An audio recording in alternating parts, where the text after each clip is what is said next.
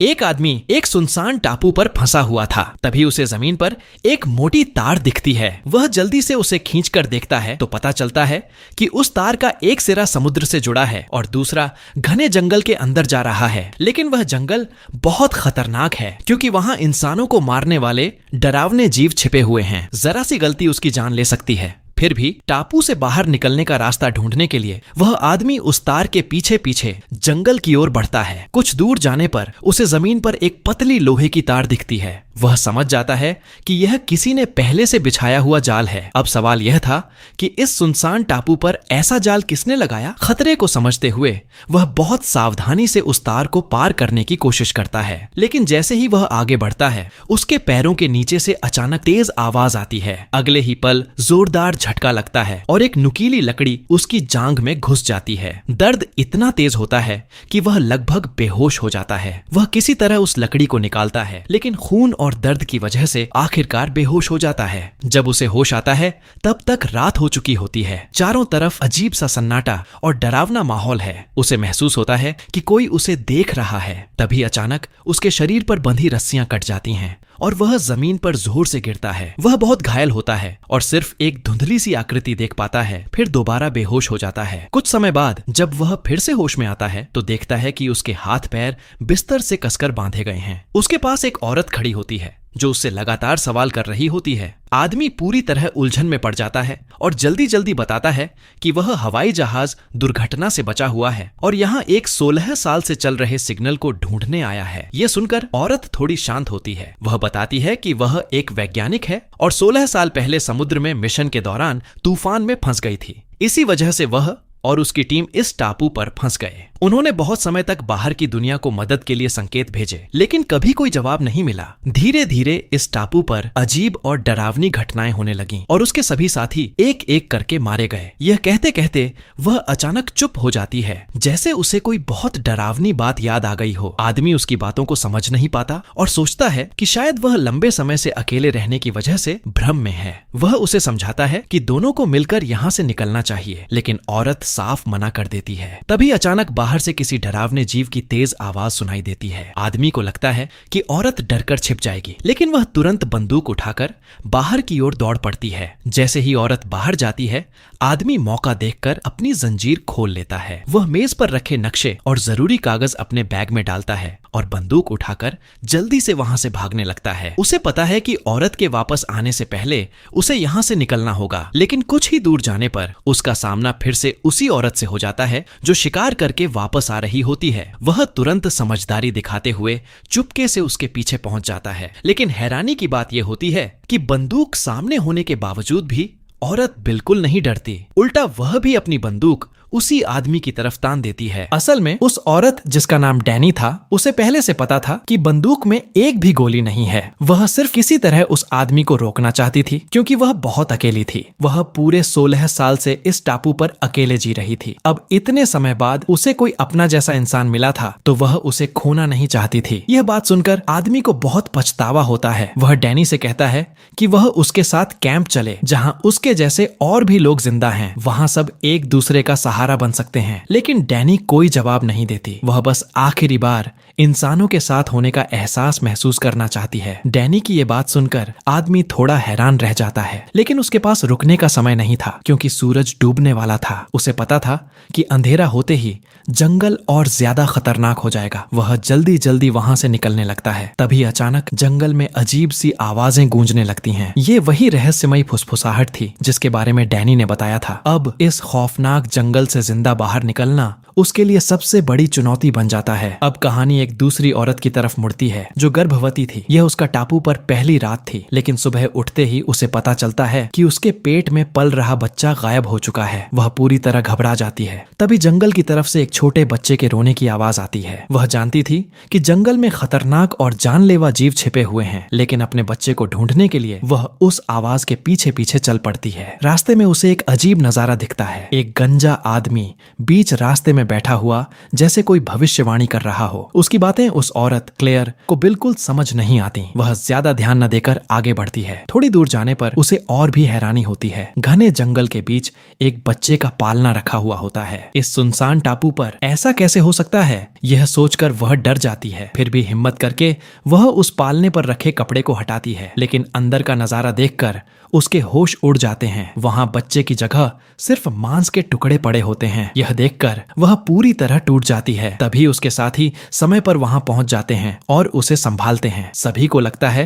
कि यह सिर्फ एक बुरा सपना था, लेकिन जब चार्ली नीचे देखता है तो पाता है कि क्लेयर के हाथ खून से सने हुए हैं। यह देखकर सबके चेहरे सख्त हो जाते हैं। क्या इस जंगल में कोई और खतरनाक चीज भी मौजूद है? हालांकि बाद में डॉक्टर जैक जांच करके बताता है कि क्लेयर को ज्यादा तनाव की वजह से ऐसा महसूस हुआ। उसने अपने हाथ इतने जोर से भींच लिए थे कि खुद ही जख्मी हो गई। थोड़े आराम से वह ठीक हो जाएगी, लेकिन असली डर तो अभी बाकी था। उसी रात क्लेयर के साथ फिर एक डरावनी घटना होती है। वह सो रही होती है, तभी अचानक कोई उस पर हमला कर देता है और उसके पेट में चाकू घोंपने की कोशिश करता है। उसकी चीख सुनकर सभी लोग दौड़ कर आते हैं, लेकिन हैरानी की बात यह होती है कि वहां कोई भी नहीं होता और क्लेयर का पेट भी बिल्कुल ठीक होता है। वह बार बार कहती है कि उसने सब कुछ सच में देखा है, लेकिन बाकी लोग मानते हैं कि यह उसका भ्रम है। सबको लगता है कि क्लेयर को गर्भ से जुड़ी चिंता की बीमारी हो गई है, इसलिए उसे शांत करने के लिए जैक कुछ दवाइयां देता है ताकि वह आराम कर सके। लेकिन क्लेयर को गुस्सा आ जाता है। उसे लगता है कि कोई भी उसकी बात पर विश्वास नहीं कर रहा। गुस्से में वह गुफा छोड़कर चली जाती है। यह देखकर चार्ली उसके पीछे जाता है ताकि उसे रोक सके, लेकिन रास्ते में ही क्लेयर के पेट में तेज दर्द शुरू हो जाता है, जैसे कि वह अभी बच्चा जन्म देने वाली हो। चार्ली तुरंत मदद के लिए डॉक्टर जैक को बुलाने दौड़ता है। रास्ते में उसकी मुलाकात अपने साथी ईथन से होती है। वह उसे कहता है कि वह जल्दी से जैक को बुलाए और खुद क्लेयर के पास वापस लौट जाता है, लेकिन उसे नहीं पता था कि उसका यह फैसला आगे चलकर उनके लिए बहुत बड़ी मुसीबत बनने वाला है। जब चार्ली वापस आता है तो देखता है कि क्लेयर बिल्कुल ठीक है। वह ज्यादा सोचता नहीं और उसे लेकर कैंप की ओर चल पड़ता है, लेकिन रास्ते में अचानक उनकी मुलाकात ईथन से होती है। इधर रास्ते में ईथन अजीब तरीके से क्लेयर को घूर रहा होता है। उसी समय वह आदमी किसी तरह जंगल से निकलकर वापस कैंप पहुंचता है। वह दर्द सहते हुए जैक को बताता है कि यह टापू जितना दिखता है उससे कहीं ज्यादा रहस्यमयी और खतरनाक है। उसकी बात सुनकर जैक हैरान रह जाता है, लेकिन वह कुछ समझ पाता उससे पहले ही एक मोटा आदमी दौड़ता हुआ आता है और सबको बताता है कि विमान हादसे से बचे लोगों में एक नया आदमी शामिल हो गया है जिसका नाम ईथन है। यह सुनते ही जैक को खतरे का अंदेशा हो जाता है। उसे लगता है कि क्लेयर मुसीबत में है। वह बिना समय गंवाए तुरंत जंगल की तरफ भाग पड़ता है, लेकिन जंगल में अजीब चीज होती है। जैक जितना भी आगे बढ़ता है वह बार बार उसी जगह पर वापस आ जाता है, जैसे कोई उसे रास्ता भटका रहा हो। तभी लॉक और उसके साथी वहां पहुंचते हैं। लॉक को पीछा करने की कुछ खास तकनीकें आती हैं। वह जमीन पर पड़े निशानों और टूटी टहनियों को देखकर जल्दी ही चार्ली के कपड़े का एक टुकड़ा ढूंढ लेता है। आगे रास्ता दो हिस्सों में बंट जाता है तो सब लोग अलग अलग दिशा में खोजने निकलते हैं, लेकिन कुछ ही देर में तेज बारिश शुरू हो जाती है जिससे जमीन पर बने सारे निशान मिट जाते हैं। अब तलाश और भी मुश्किल हो जाती है। तभी अचानक पहाड़ी की तरफ से क्लेयर की चीख सुनाई देती है। जैक और केट तुरंत उस दिशा में दौड़ पड़ते हैं, लेकिन जमीन बहुत फिसलन भरी होती है और जैक फिसलकर नीचे गिर जाता है। वह किसी तरह उठता है तो देखता है कि ईथन उसके सामने खड़ा है और उसे घूर रहा है। इससे पहले कि जैक कुछ समझ पाता, ईथन उसे जोर से दबा देता है। जैक गुस्से में आकर उससे लड़ने की कोशिश करता है, लेकिन वह पहले से घायल होता है, इसलिए ज्यादा देर तक टिक नहीं पाता और ईथन उसे बेहोश कर देता है। कुछ समय बाद केट वहां पहुंचती है और जैक को होश में लाती है। जैक बिना समय गंवाए तुरंत ईथन को ढूंढने निकल पड़ता है। थोड़ी दूर जाने पर उन्हें एक बड़े पेड़ के पास चार्ली दिखाई देता है। वह बेलों से बंधा हुआ हवा में लटका होता है और बिल्कुल हिल नहीं रहा होता। दोनों जल्दी से उसे नीचे उतारते हैं, लेकिन तब तक चार्ली सांस लेना बंद कर चुका होता है। जैक पूरी कोशिश करता है उसे जिंदा करने की, लेकिन शुरुआत में कोई फायदा नहीं होता। केट अपने साथी को इस हालत में देखकर टूट जाती है, लेकिन जैक हार नहीं मानता। वह लगातार चार्ली के सीने पर दबाव डालता है। आखिरकार आखिरी पल में चार्ली की सांस वापस आ जाती है और वह जिंदा हो जाता है। यह देखकर दोनों राहत की सांस लेते हैं और उसे लेकर वापस कैंप लौट आते हैं। लेकिन जब जैक चार्ली से क्लेयर के बारे में पूछता है तो उसका जवाब बहुत ही अजीब होता है। उधर लॉक और उसका साथी अभी भी क्लेयर को ढूंढ रहे होते हैं। अंधेरा होने लगता है तो उसका साथी कहता है कि अब वापस चलना चाहिए, लेकिन लॉक मना कर देता है और खुद वहीं रुककर तलाश जारी रखने का फैसला करता है। तभी अचानक उन्हें जमीन के नीचे से धातु टकराने जैसी आवाज सुनाई देती है। वे तुरंत मिट्टी हटाकर देखते हैं तो नीचे एक बड़ी लोहे की चादर मिलती है। अब उन्हें समझ आता है कि इस सुनसान टापू के नीचे भी कई रहस्य छिपे हुए हैं जिनके बारे में उन्हें कुछ भी पता नहीं है। थोड़ा और खोदने पर उन्हें एक बड़ा धातु का दरवाजा मिलता है, जैसे कोई गुप्त बंकर हो। उसका आकार और बनावट बेहद अजीब होती है, जैसे वह इस दुनिया की चीज ही न हो। अंदर क्या है यह जानने के लिए वे एक कुल्हाड़ी लाते हैं और दरवाजा तोड़ने की कोशिश करते हैं, लेकिन चाहे जितनी भी ताकत लगा लें दरवाजा जरा भी नहीं टूटता, यहाँ तक कि उसका कांच भी नहीं टूटता। आखिरकार मजबूर होकर वे दोनों वापस कैंप लौटने का फैसला करते हैं। रास्ते में जिम कहता है कि इस गुप्त बंकर के बारे में सबको बता देना चाहिए, लेकिन उसका साथी साफ मना कर देता है। वह कहता है कि अगर यह बात सबको पता चली तो लोग डर जाएंगे और इससे टापू से निकलने की उनकी योजना पर बुरा असर पड़ेगा। जिम मजबूरी में मान जाता है, लेकिन वह कहता है कि वह यह बात अपनी बहन को जरूर बताएगा क्योंकि वह उसे धोखा नहीं देना चाहता। आखिर वह उसकी दुनिया में बची हुई आखिरी अपनी है। लेकिन जैसे ही जिम वहां से जाता है, लॉक पीछे से उस पर हमला करता है और उसे बेहोश कर देता है। जब जिम को होश आता है तो वह खुद को रस्सियों से बंधा हुआ पाता है। वह तुरंत लॉक से मिन्नतें करने लगता है और कसम खाता है कि वह किसी को कुछ नहीं बताएगा, लेकिन लॉक उसकी एक नहीं सुनता। वह जिम को और कसकर बांध देता है और उसके सिर पर कोई अजीब सा तरल पदार्थ लगा देता है, शायद इसलिए ताकि कोई जंगली जानवर या राक्षस उसकी गंध से दूर रहे। जाने से पहले लॉक उसके पास एक छुरी छोड़ देता है और खुद कैंप की तरफ चला जाता है। अब जिम पूरी ताकत लगाकर खुद को छुड़ाने की कोशिश करता है, लेकिन लॉक ने उसे इतने चालाक तरीके से बांधा होता है कि वह छुरी तक पहुंच ही नहीं पाता। हर बार जब वह छुरी के करीब जाने की कोशिश करता है, उसके कंधे में जोर का दर्द उठता है, जैसे उसका कंधा अपनी जगह से निकल रहा हो। आखिरकार दर्द सहन न कर पाने की वजह से वह फिर से बेहोश हो जाता है। अचानक एक जोरदार चीख उसे होश में लाती है।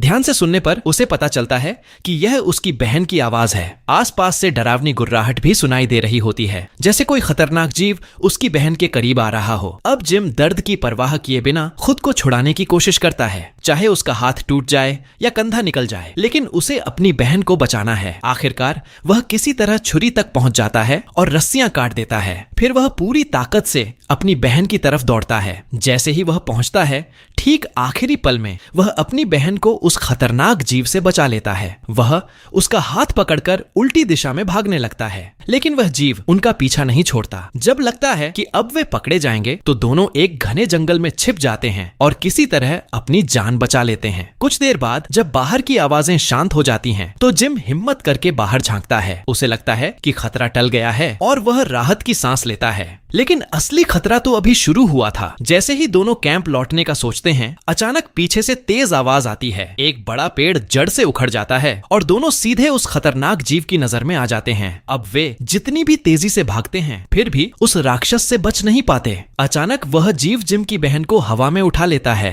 जिम कुछ समझ पाता उससे पहले ही बहुत देर हो चुकी होती है। वह बेबस होकर अपनी बहन को उस राक्षस के साथ जाते हुए देखता रह जाता है। वह तुरंत उसके पीछे भागता है और एक नदी के पास पहुंचता है, जहां चारों तरफ खून फैला हुआ होता है। उसके दिल में अब भी एक छोटी सी उम्मीद होती है, लेकिन जैसे ही वह अपनी बहन की लाश देखता है, उसकी दुनिया पूरी तरह टूट जाती है। उसकी बहन ही उसके जीने का आखिरी सहारा थी और अब वह भी उससे छिन चुकी थी। गुस्से और दुख में डूबा जिम इस सब का जिम्मेदार लॉक को मानता है। उसे लगता है कि अगर लॉक ने उसे बांधा ना होता तो उसकी बहन आज जिंदा होती। यही सोचकर वह गुस्से में कैंप की ओर दौड़ पड़ता है ताकि लॉक को मारकर अपनी बहन की मौत का बदला ले सके। लेकिन जब वह वहां पहुंचता है तो देखता है कि लॉक आराम से आग के पास बैठा हुआ है, जैसे उसे सब पहले से पता हो। जिम गुस्से में उस पर हमला करने की कोशिश करता है, लेकिन लॉक के चेहरे पर जरा भी पछतावा नहीं होता। वह कहता है कि उसने जिम की बहन को कभी बांधा ही नहीं। यह सुनकर जिम एकदम हैरान रह जाता है। वह तुरंत अपने कपड़ों की तरफ देखता है और यह देखकर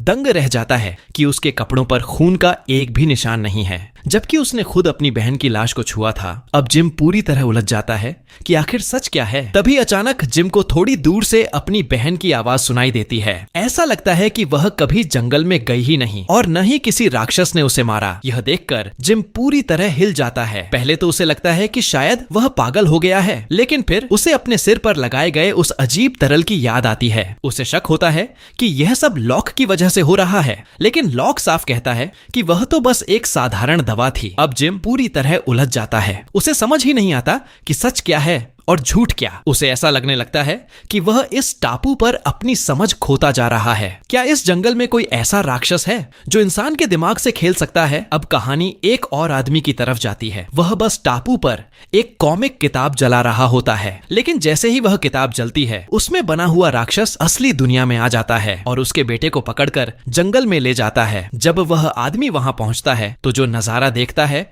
उससे उसके होश उड़ जाते हैं। उसके बेटे को पकड़ने वाला कोई राक्षस नहीं बल्कि एक विशाल सफेद भालू होता है। सबसे हैरानी की बात यह थी कि यह टापू गर्म इलाके में है, फिर यहाँ बर्फीले इलाके में रहने वाला भालू कैसे आ सकता है? वह ज्यादा सोचने का समय नहीं लेता और अपने बेटे को बचाने की कोशिश करता है। वह चुपके से पेड़ पर चढ़ता है और बेलों के सहारे अपने बेटे के पास पहुंच जाता है। अपने साथियों की मदद से वह अपने बेटे को ऊपर खींच लेता है, लेकिन जैसे ही वह वहां से निकलने लगता है, सामने वही खतरनाक भालू आ जाता है। वह तुरंत हिम्मत दिखाता है और अपने हथियार से उस पर हमला करता है। किसी तरह वह भालू को वहां से भगा देता है और अपने बेटे को बचा लेता है। हालांकि उसका बेटा सुरक्षित होता है, लेकिन उसके मन में डर बैठ जाता है। उसे लगता है कि यहाँ बैठकर मदद का इंतजार करना बेकार है, इसलिए वह खुद एक नाव बनाकर इस टापू से निकलने का फैसला करता है। लेकिन जब वह यह बात बाकी लोगों को बताता है तो सब उसका विरोध करते हैं। उनका कहना होता है कि समुद्र बहुत खतरनाक है और एक साधारण लकड़ी की नाव से वहां जाना मौत को बुलाने जैसा है। लेकिन उस आदमी को लगता है कि यहाँ रहना भी उतना ही खतरनाक है और उसकी बात सच भी साबित होती है। उसी रात लॉक और उसका साथी कैंप के पास पहरा दे रहे होते हैं, तभी जंगल से अजीब सी आवाज आती है। उन्हें लगता है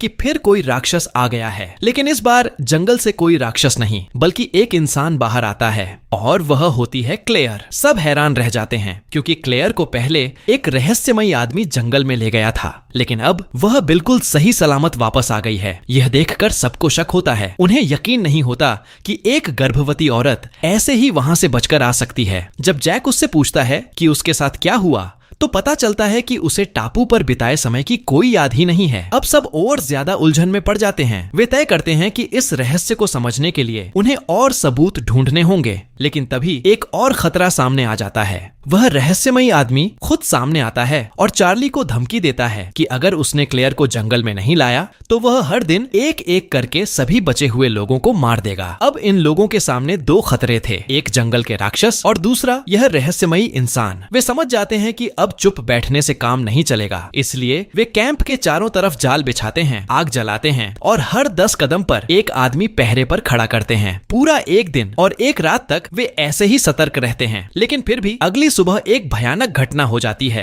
एक आदमी की लाश समुद्र किनारे मिलती है, जिसकी गर्दन किसी ने मोड़कर तोड़ दी होती है। यह देखकर सबके अंदर डर बैठ जाता है। हर किसी को लगने लगता है कि अगला नंबर उसका हो सकता है। कुछ लोग तो क्लेयर से भी दूरी बनाने लगते हैं क्योंकि उन्हें लगता है कि यह सब उसी की वजह से हो रहा है। जैक समझ जाता है कि इस तरह डरकर जीना सही नहीं है। उन्हें खुद उस रहस्यमयी आदमी को ढूंढना होगा, इसलिए वह लॉक को कैंप के बाहर ले जाता है और झाड़ियों में छिपा एक रहस्यमयी बैग निकालता है। चारों तरफ देखने के बाद वह उसे खोलता है और अंदर 4 बंदूकें रखी होती हैं। ये बंदूकें उसे एक मरे हुए अधिकारी से मिली थीं। अब उनके पास हथियार थे और एक योजना भी। वे तय करते हैं कि क्लेयर को चारे की तरह इस्तेमाल करके उस रहस्यमयी आदमी को बाहर लाया जाएगा। और हैरानी की बात यह है कि क्लेयर भी इस योजना के लिए तैयार हो जाती है। सब लोग अपनी अपनी जगह छिपकर तैयार हो जाते हैं। क्लेयर तय जगह पर अकेली खड़ी होकर इंतजार करती है और जैसे ही वह रहस्यमयी आदमी वहां आता है, जैक और उसके साथी तुरंत उस पर हमला कर देते हैं। वे उसे काबू में कर लेते हैं। अब बस उसे कैंप ले जाकर पूछताछ करनी थी ताकि पता चल सके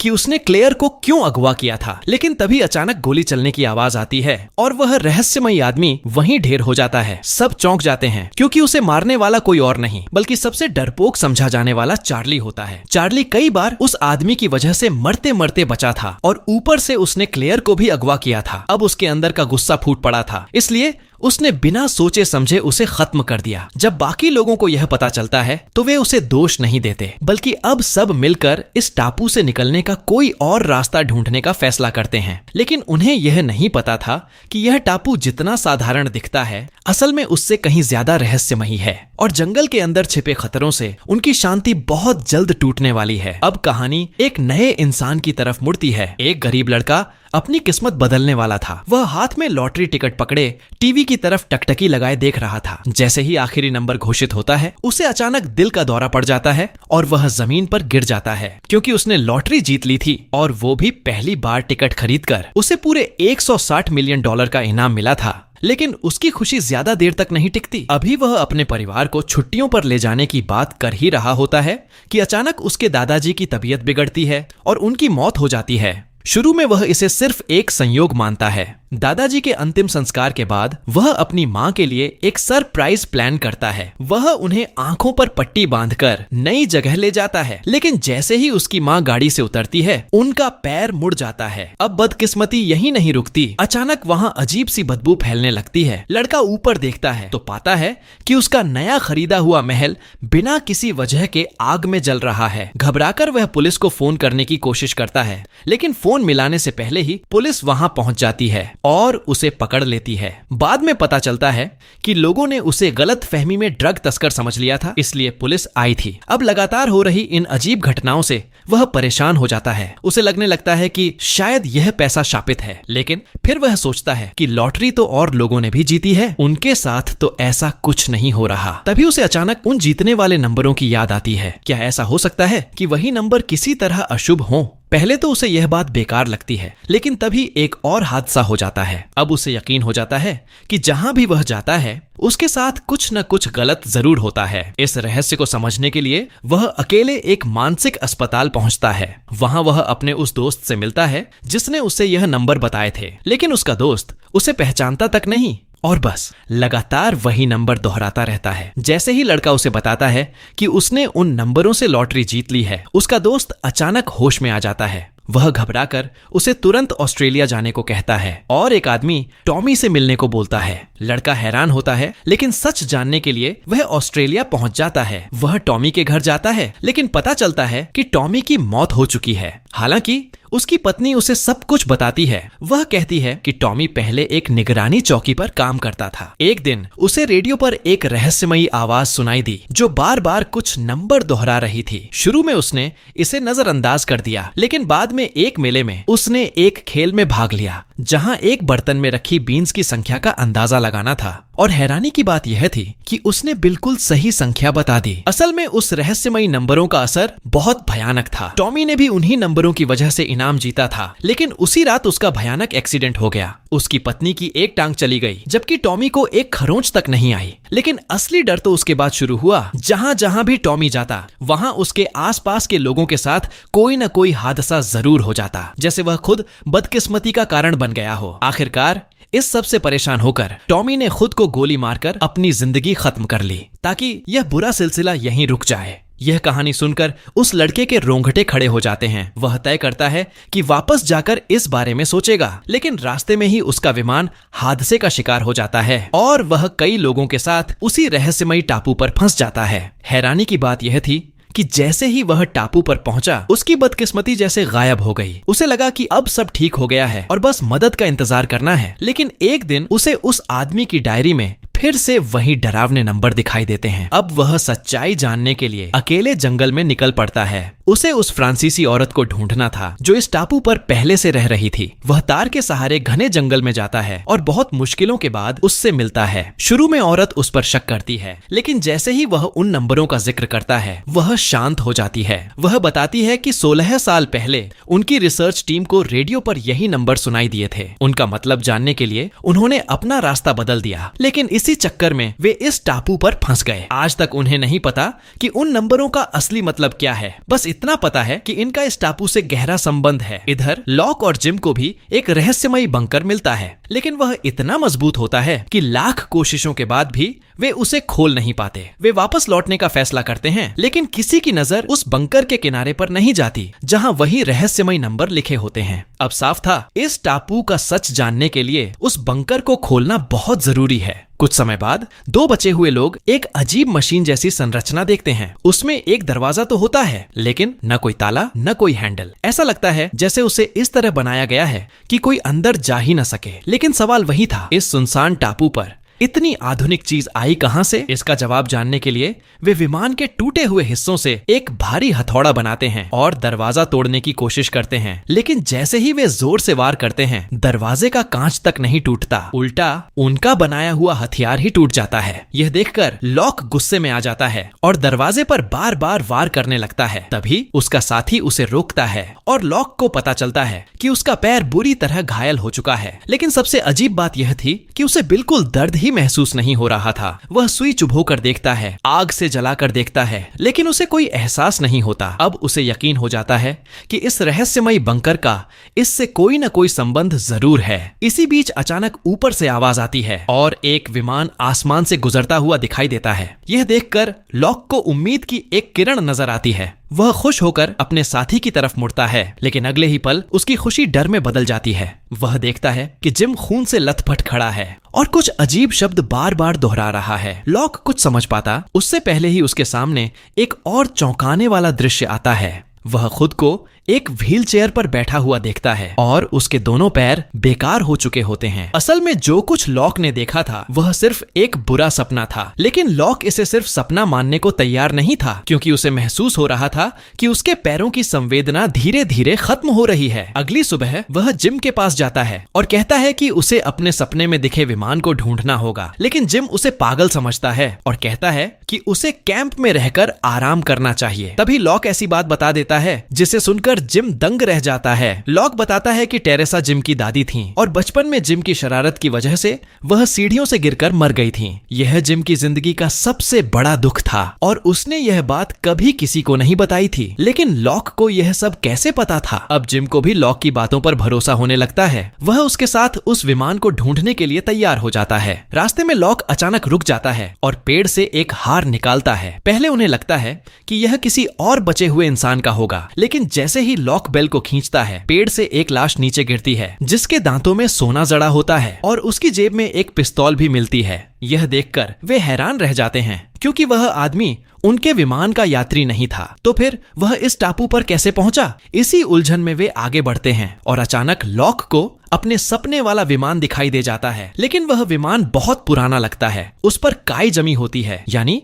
वह हाल ही में दुर्घटनाग्रस्त नहीं हुआ था। लॉक के पैर घायल होने की वजह से जिम अकेले ही विमान के अंदर जाता है, लेकिन जैसे ही वह अंदर पहुंचता है, विमान हिलने लगता है जैसे वह पेड़ से गिरने वाला हो। जिम किसी तरह संतुलन बनाए रखता है और जल्दी से कॉकपिट में पहुंचता है ताकि रेडियो के जरिए मदद मांग सके।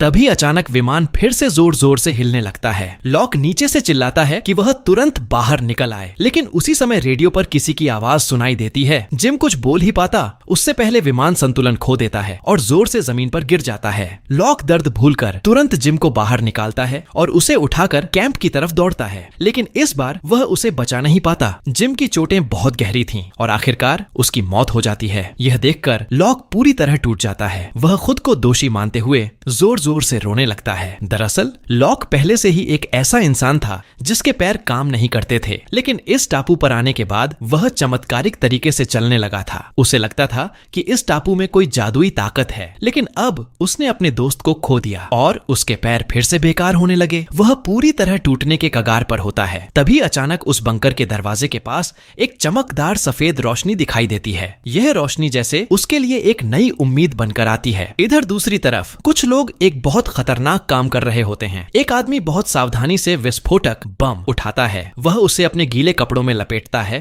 ताकि वह सुरक्षित रहे, क्योंकि वह पदार्थ बहुत ज्यादा अस्थिर होता है। जरा सी गलती से भी बड़ा धमाका हो सकता है। लेकिन जैसे ही वह आदमी अपनी बात पूरी करता है, अचानक जोरदार धमाका होता है और वह वहीं टुकड़ों में बिखर जाता है। यह देखकर बाकी लोग सन्न रह जाते हैं, लेकिन उनके पास और कोई रास्ता नहीं था। उन्हें ये विस्फोटक हर हाल में ले जाने थे, क्योंकि इन्हीं की मदद से वे जंगल के खतरनाक जीवों से बच सकते थे। अब सब लोग और ज्यादा सावधान हो जाते हैं। जैक खुद हर एक विस्फोटक को बहुत ध्यान से संभालता है और आखिरकार बहुत खतरे के बावजूद वे सफलतापूर्वक सारे विस्फोटक अपने साथ ले जाते हैं। अब बस एक ही काम बचा था, इस खतरनाक जंगल को पार करना, क्योंकि उसके बाद ही वे लॉक द्वारा बताए गए उस रहस्यमयी बंकर तक पहुंच सकते थे। लेकिन रास्ते में कुछ अजीब होता है। अचानक जैक को अपने पीछे एक काली परछाई जैसी चीज तेजी से गुजरती हुई दिखती है। पहले उसे लगता है कि यह सिर्फ उसका भ्रम है, लेकिन जब वह अपने साथियों की तरफ देखता है तो सबके चेहरे पर डर साफ नजर आता है। मतलब वह चीज सबने देखी थी। जैक तुरंत खतरे को समझ जाता है और सबको वहां से भागने को कहता है, लेकिन तब तक बहुत देर हो चुकी होती है। वह रहस्यमयी राक्षस उन्हें देख चुका था। अचानक चारों तरफ पेड़ जड़ से उखड़ने लगते हैं, जमीन कांपने लगती है। सभी लोग अपनी जान बचाकर भागने लगते हैं, लेकिन लॉक वह वहीं खड़ा रहता है। इतना ही नहीं,